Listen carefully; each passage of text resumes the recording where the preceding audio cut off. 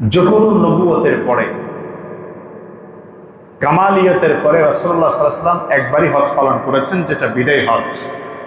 উমরা করেছেন অসংখ্যবার।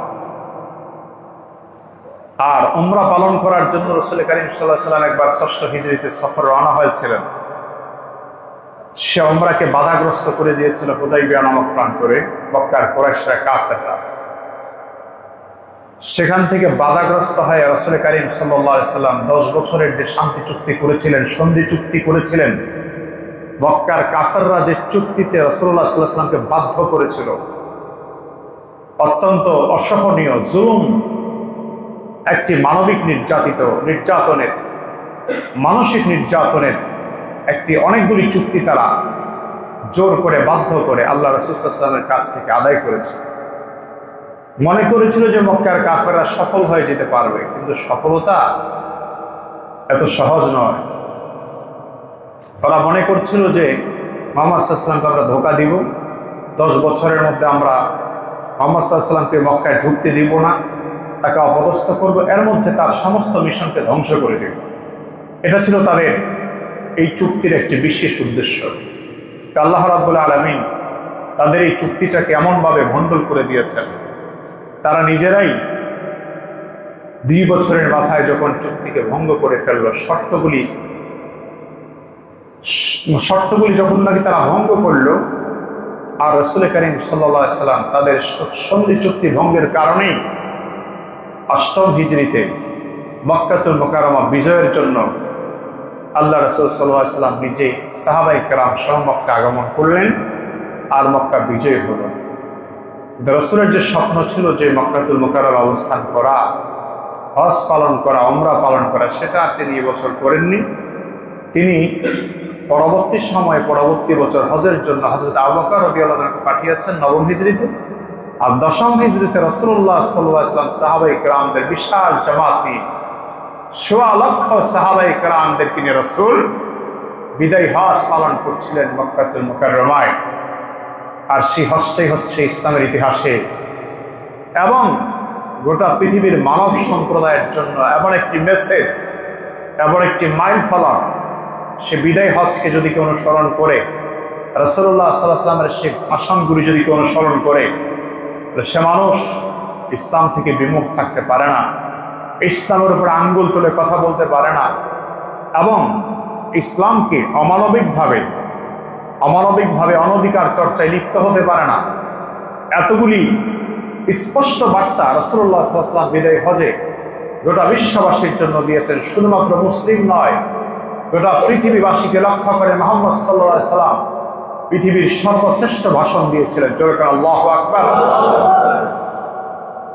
আল্লাহ রাসূল সাল্লাল্লাহু আলাইহি ওয়াসাল্লাম জাবালে রহমত পাহাড়ের চূড়ায় উঠে 10ম হিজরিতে আরাফার ময়দানে দাঁড়িয়ে যখন রাসূল কারীম সাল্লাল্লাহু আলাইহি ওয়াসাল্লাম ভাষণ প্রদান করছিলেন, আল্লাহ রাসূল প্রথমে আল্লাহ তাআলার শুকরিয়া আদায় করছেন, তারপরে নবীদের প্রতি এবং রাসূল সাল্লাল্লাহু আলাইহি ওয়াসাল্লাম নিজের প্রতি, সাহাবায়ে কেরামদের প্রতি দোয়া করেছেন, দুরূদ পাঠ করেছেন। তাহমিদের পরে তারপরে আল্লাহ রাসূল সাল্লাল্লাহু আলাইহি ওয়াসাল্লাম গোটা বিশ্বের সমস্ত মানুষকে লক্ষ্য করে অনেক গুরুত্বপূর্ণ ভাষণ দিয়েছিলেন, গুরুত্বপূর্ণ কথা বলছিলেন, এবং এমন কথা বলছিলেন যে আমি তোমাদের সামনে যে কথাগুলি আজকে বলছি, হয়তোবা আগামী বছর আমি নাও থাকতে পারি, কিন্তু আমার এই পয়গামগুলি গোটা বিশ্বময় তোমরা ছড়িয়ে দিবে, গোটা পৃথিবীর মানুষের কানে কানে পৌঁছে দিবে। মুহাম্মদ রাসূলুল্লাহ সাল্লাল্লাহু আলাইহি ওয়াসাল্লামের এই অমীয় চমৎকার কথাগুলি, চমৎকার গাঁথনিগুলি গোটা পৃথিবীর মানুষের কানে কানে তোমরা পৌঁছে দিবে। আল্লাহ রাসূলের দায়িত্ব 1.25 লক্ষ সাহাবায়ে কেরামদেরকে দান করেছিলেন, দিয়েছিলেন।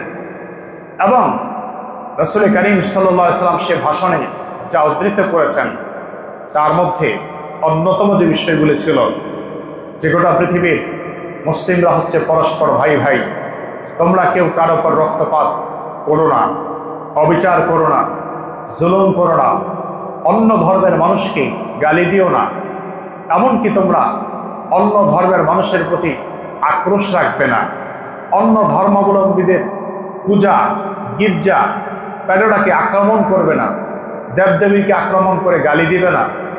অসংখ্য নজির আল্লাহ রাসূল দৃষ্টান্ত এখানে স্থাপন করেছিলেন।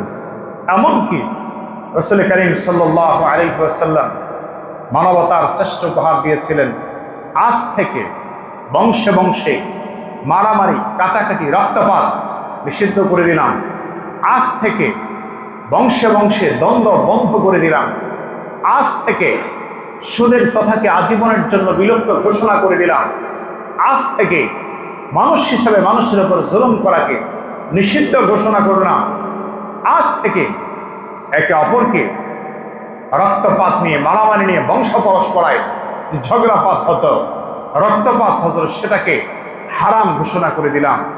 এভাবে রাসূল করিম সাল্লাল্লাহু আলাইহি ওয়াসাল্লাম লম্বা চড়া ভাষণ দিয়েছিলেন। ভাষণের এক পর্যায়ে সাহাবায়ে কেরামদেরকে লক্ষ্য করে আল্লাহ রাসূল সাল্লাল্লাহু আলাইহি ওয়াসাল্লাম বলছিলেন, ও আমার সাহাবায়ে কেরাম, তোমরা আমাকে বলো, আজ আমি তোমাদের সামনে হাজির হয়েছি রিসালাতের দায়িত্ব পালন করার ক্ষেত্রে আমি কি আমার দায়িত্ব পালন করতে পেরেছি কিনা, আমি কি আমার দায়িত্বে কোথাও কোনো অবহেলা করছি কিনা। সাহাবায়ে কেরাম এক বাক্যে বললেন, রাসূল, আপনি আপনার দায়িত্ব সঠিকভাবে পালন করেছেন, আপনি আপনার দায়িত্ব যথাযথভাবে আদায় করেছিলেন।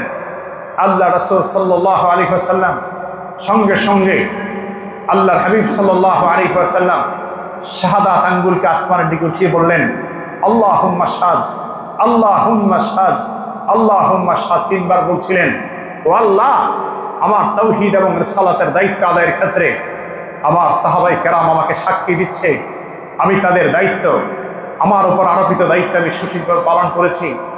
আপনি সাক্ষী থাকুন, আপনি সাক্ষী থাকুন, আপনি সাক্ষী থাকুন। আল্লাহ রাসূল যখন ভাষণ দিচ্ছিলেন, সাহাবায়ে কেরামদের মধ্যে অনেকে খুব আনন্দিত হয়েছে যে রাসূল করিম সাল্লাল্লাহু আলাইহি ওয়াসাল্লাম এই ভাষণ দিয়েছেন, এই কথা বলেছেন, তাওহীদ রিসালাতের দায়িত্ব সঠিকভাবে পালন করেছেন, দিন আজকে পূর্ণতায় পৌঁছে গিয়েছে। আল্লাহ তাআলা কোরআনের আয়াত পাঠিয়ে দিলেন, আল ইয়াউমা আকমালতু লাকুম দীনাকুম ওয়া আতমামতু আলাইকুম নি'মাতি ওয়া রাদিতু লাকুম ইসলাম দীনা।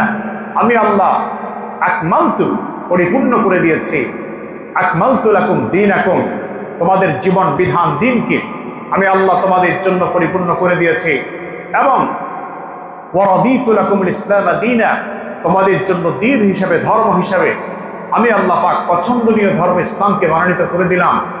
এভাবে আয়াত যখন নাজিল হয়ে গেল, সাহাবায়ে কেরাম আনন্দিত। যে মক্কে আমরা ঢুকতে পারতাম না, যে মক্কে আমাদেরকে লাশ ফেলে দেওয়া হতো, আমাদের উপর অত্যাচার করা হতো, নির্যাতন ডলার চালানো হতো, সেই মক্কাতুল মুকাররমা আজকে সোয়া লক্ষ সাহাবায়ে কেরাম নিয়ে রাসূল দাঁড়িয়েছিলেন আরাফাতের ময়দানে।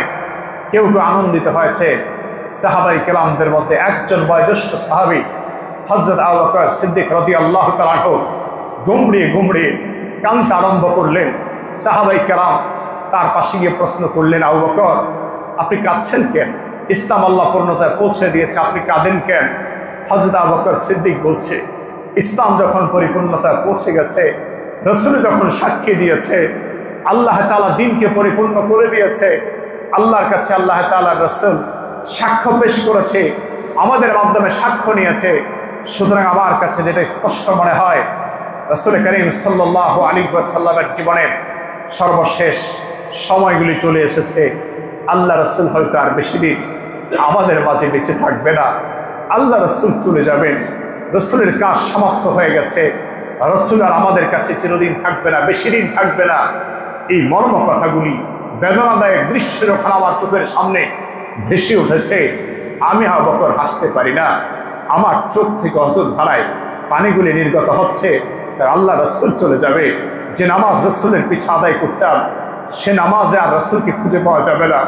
রাসূলের জবানের যে তেলাওয়াত শুনতাম, সেই তেলাওয়াত আর শোনা যাবে না। রাসূলুল্লাহ সাল্লাল্লাহু আলাইহি ওয়াসাল্লামের কাছ থেকে যে সিরাত আর আদর্শ শিক্ষা গ্রহণ করেছি, সেটা আর রাসূলকে সামনে দেখা যাবে না। আমি সেই মর্মাহত বেদনাদায়ক দৃশ্যগুলি চোখের সামনে নিয়ে আমি এই ঘোষণায় খুশি না হয়ে আমি কাঁদতে আরম্ভ করেছি, কারণ আমার কান্নার রহস্য হচ্ছে আল্লাহ রাসূল বিদায় নিয়ে চলে যাবে। আমার ভাইয়েরা, আমার বন্ধুরা, সেজন্য আল্লাহ রাসূল সাল্লাল্লাহু আলাইহি ওয়াসাল্লাম এই বিদায় হজের যে ভাষণ দিয়েছিলেন, এই ভাষণটি ঐতিহাসিক ভাষণ। গোটা পৃথিবীর যত ইসলামিক স্কলার আছে, তারা তো এই ভাষণকে অনুসরণ করে পাশাপাশি অন ইসলামিক এবং কি যারা নাকি ইসলাম সম্পর্কে ন্যূনতম ধারণা রাখেন কিন্তু নন মুসলিম, তারা মুসলিম নয়, অমুসলিম সম্প্রদায়ের যারা জ্ঞানী পণ্ডিত আছে তারাও রাসূল করিম সাল্লাল্লাহু আলাইহি ওয়াসাল্লামের সেই ভাষণের উদ্ধৃতি আজও তারা প্রদান করে যাচ্ছে। মুহাম্মদ রাসূলুল্লাহ সাল্লাল্লাহু আলাইহি ওয়াসাল্লাম এমনই একজন ব্যক্তি ছিলেন, এমনই একজন সমাজপতি ছিলেন, এমনই একজন রাসূল ছিলেন, এমনই একজন মহান ব্যক্তি ছিলেন যার কাছে সবার শ্রদ্ধা ভালোবাসা ছিল, যার হৃদয়টা ছিল সবচেয়ে বেশি প্রশস্ত, যার মায়া মহব্বত ছিল অতুলনীয়। সুতরাং সেই রাসূলকে তারা আজও স্মরণ করছে। আমাদেরকেও স্মরণ করা দরকার সে রাসূলকে, যে রাসূল আমাদের জন্য এত চমৎকার করে সাজিয়ে গুছিয়ে ভাষণ দিয়ে গেলেন। সেই ভাষণের মর্ম কথাগুলি আমাদেরকে আজ উপলব্ধি করে রাসূলের সেই পথেই থাকা আমাদের দরকার। কথা বলুন ঠিক কিনা? আল্লাহর হাবিব সাল্লাল্লাহু আলাইহি ওয়াসাল্লাম সাহাবায়ে কেরামদেরকে লক্ষ্য করে যে ভাষণ প্রদান করলেন, আল্লাহর হাবিব ভাষণের এক পর্যায়ে সাহাবায়ে কেরামদেরকে লক্ষ্য করে বললেন, আমার সাহাবায়ে কেরাম, তোমরা আমার কথাগুলি নিজের কানে শুনলা, তোমরা আমার কথাগুলি নিজের কানে শুনলা, শ্রবণ করলা, সুতরাং আমার কথাগুলি তোমরা বিভিন্ন জায়গায় জায়গায় ছড়িয়ে দিবা। রাসূল বলছেন, বাল্লিগু আন্নী ওয়ালাউ আয়া, আমার পক্ষ থেকে যে ঘোষণা তোমরা শুনলা, যে দাওয়াতি কাজগুলি শুনলা, যে কথাগুলি তোমরা শ্রবণ করলা, তোমরা আমার মুখ নিঃসৃত বাণীগুলি জায়গায় জায়গায় পৌঁছে দিবা। আল্লাহর হাবিব সাল্লাল্লাহু আলাইহি ওয়াসাল্লামের সেই ঘোষণা শোনার পরে ঐতিহাসিকগণের বর্ণনার মধ্যে পাওয়া যায়, মক্কাতুল মুকাররমা মদিনাতুল মুনাওয়ারায় যদি আপনি তালাশ করেন, মক্কা এবং মদিনার চতুর্পাশে বিশাল সীমানায় যদি আপনি তালাশ করেন, সর্বোচ্চ 10 থেকে 15,000 সাহাবায়ে কেরামদের লাশ, হয়তো লাশের কবর হয়তো আপনি খুঁজে পাবেন, হয়তো আপনি 15 থেকে 20,000 সাহাবায়ে কেরামদের কবর খুঁজে পাবেন। বাকি 16 লক্ষ সাহাবায়ে কেরামদের মধ্যে যারা যেই দিকে পেরেছেন তারা সেই দিকে রওনা হয়ে গেছে। যাদের ঘোড়া যেই দিকে মুখ করা ছিল তারা সেই দিকে দাওয়াতি কাজে বের হয়ে গেলেন, যাদের ঘোড়া যেই দিকে ছিল সেই দিকে তারা বের হয়ে গেলেন।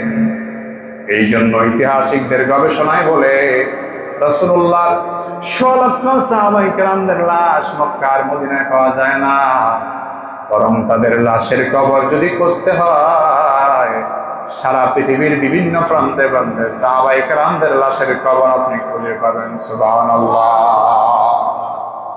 আল্লাহ রাসূলের সাহাবায়ে কেরাম যদি কষ্ট না করতেন, আবার বন্ধুগণ, তাহলে আফ্রিকা মহাদেশে ইসলামের দাওয়াত নিয়ে সাহাবায়ে কেরাম পৌঁছে যেতেন না, ইউরোপে তারা পৌঁছতেন না। বাংলাদেশের মানুষ আমরা যদি ইসলাম পালন করি সাহাবায়ে কেরামদের সেই দাওয়াতের প্রভাবে, আরবের লোকদের দাওয়াতের প্রভাবে এই এশিয়ার মাঝে, এশিয়া মহাদেশের মধ্যে ইসলামের বার্তাগুলি যখন তারা ছড়িয়ে দিলেন, তখন আমরা দেখতে পেলাম, গোটা পৃথিবীর মানুষ দেখতে পেল, সাহাবায়ে কেরাম যে যার মতো পেরেছেন, যে যেদিকে পেরেছেন সেদিকে দাওয়াতি কাজে লিপ্ত হয়ে পড়লেন।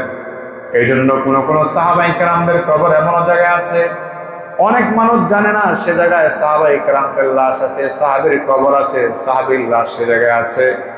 এভাবে পৃথিবীর বিভিন্ন প্রান্তে প্রান্তে সাহাবায়ে কেরামদের লাশের কবরগুলি ছড়িয়ে আছে।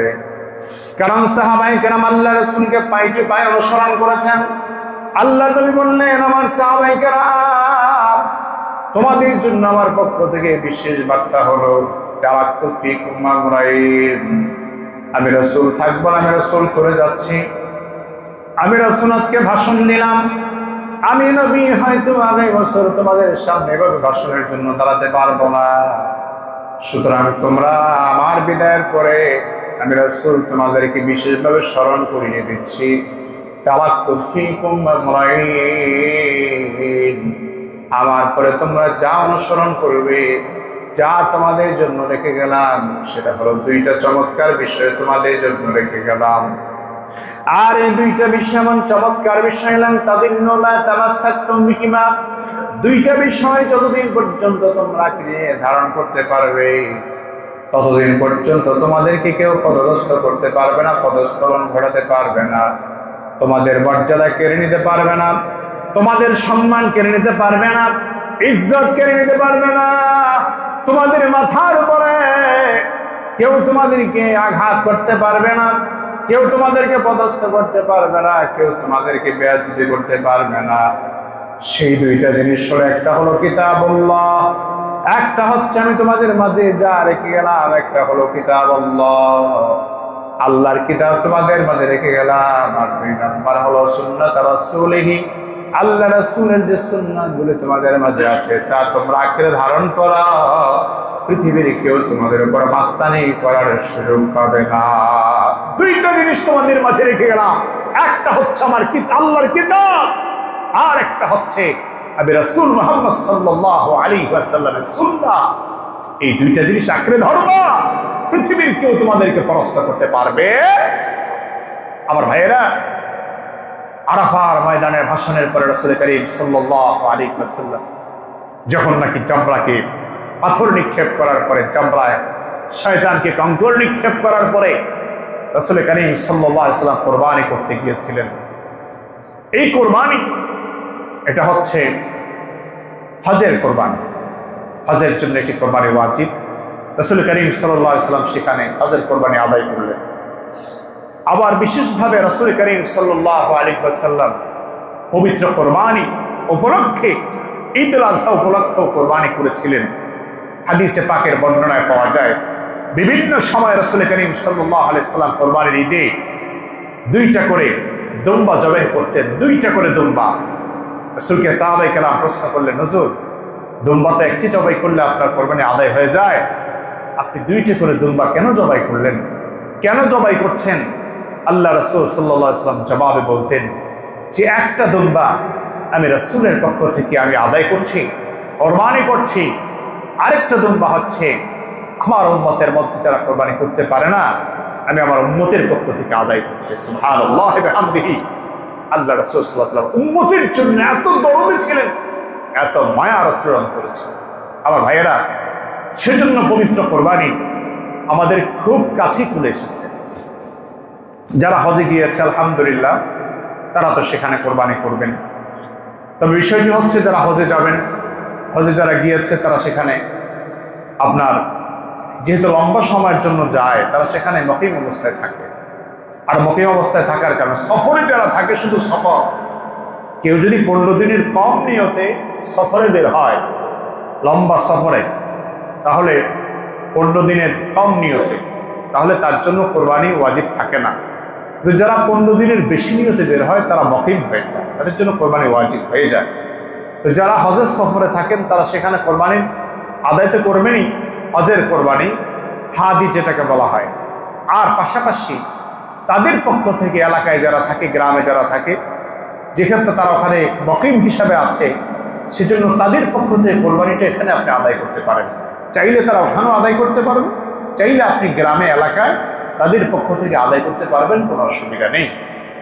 কোরবানি এমন একটা বিষয়, অনেক মানুষ জানে না, বোঝে না যে কোরবানি কার জন্য ওয়াজিব হয়। আমাদের এই বিষয়গুলি জানা খুবই দরকার। কোরবানি কাদের উপর ওয়াজিব হয়? কোরবানি ওয়াজিব হয় মুসলমানের উপরে, বুঝমানের উপরে, সাবালকের উপরে। তারপরে কোরবানি ওয়াজিব হয় বাকিমুর উপরে, মুসাফিরের উপরে নয়। কোরবানি ওয়াজিব হয় মালে নিসাব, যার কাছে আছে তার উপর কোরবানি ওয়াজিব হয়। মালে নিসাব কি? নিসাব পরিমাণ মাল কি? এটা আমরা বারবারই বলি। যদি আপনার কাছে কোরবানির ঈদের দিন সমূহে, মানে 10 তারিখ, 11 তারিখ, 12 তারিখে 3 দিন কোরবানি করা যায়, এই 3 দিনের ভিতরে যদি আপনার কাছে মোটামুটি 52.5 ভরি রূপার মূল্য যদি আপনার কাছে লাখখানিক টাকা চলে আসে, এটা আপনার মালিকানাধীন। আর যদি আপনি কোনো ঋণের চাপে না থাকেন, জরুরি ঋণ না থাকে, আপনার জন্য কোরবানি ওয়াজিব। খুব সহজে বললাম, যদি কোরবানির আগে অথবা কোরবানির 3 দিনের ভিতরে আপনার কাছে গচ্ছিত জমা টাকা লাখখানিক টাকাও চলে আসে, 1 লাখ 1.5 লাখ টাকার মালিকানা আপনার কাছে চলে আসে, আপনার জন্য কোরবানি ওয়াজিব, কোরবানি ওয়াজিব। আর এই কোরবানি যখন ওয়াজিব হয়ে যায়, শুধু আপনার পক্ষ থেকে আপনি কোরবানি আদায় করবেন, ওয়াজিব পালন করবেন। অনেকে আমরা আছি কোরবানি দেখা যায় আমাদের সোসাইটি যেভাবে আছে যে বাবা ভাই একসাথে সবাই আছে, বাবা ছেলেরা সবাই একসাথে ইনকাম করে দুইজনে। এখন বাবার নামে সব সম্পত্তি হয়েছে, কথা বলছেন, বাবার নামে সব সম্পদ, কিন্তু বাবার কোনো ইনকাম নাই। আমরা এটা করে থাকি, আমরা এটা করি, আমাদের সোসাইটি এরকমই। আমরা 4-5 জন ভাই মিলে আমরা একসাথে বাবার নামে সম্পদ করি। এটা অনেক পরিবারে করে থাকে, এটা খারাপ কিছু না। কারণ সবাই মিলে যদি শরিক হয়ে কিছু করে, এটা একটা বৃহৎ প্রচেষ্টা, এটা ঐক্যবদ্ধের একটা সুন্দর সিস্টেম। তো বাবার নামে যদি সম্পদ করে, যেমন বাবার নামে 5টা বিল্ডিং আছে, বাবার ইনকাম নেই, বাবার নামে আছে, অথবা বাবার নামে অনেক জমি কিনেছে ছেলেরা, বাবার ইনকাম নেই, তাহলে এই ক্ষেত্রে কি হবে? বাবার উপর কোরবানি ওয়াজিব, যেটা বাবার নামে সম্পদ। বাবা চাইলে সম্পদ বিক্রি করতে পারবে অথবা ভাড়া দিয়েও কোরবানি দিতে পারবে।